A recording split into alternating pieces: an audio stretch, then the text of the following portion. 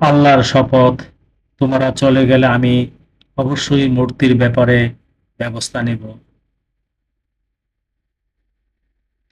তারপর সে বড়টি ছাড়া সব মূর্তি চূর্ণ বিচূর্ণ করল, যেন তারা বড়টির কাছে ফিরে। বলল, আমাদের উপাস্যদের সাথে এরূপ কাজ করল কে? কেউ কেউ বলল, আমরা ইব্রাহিম নামক এক যুবককে সমালোচনা করতে দেখেছি। তারা বলল, তবে তাকে জনসমক্ষে হাজির করো, যেন তার সাক্ষ্য দিতে পারে। তারা বলল, হে ইব্রাহিম, তুমি কি আমাদের ইলাগুলোকে এরূপ করেছ?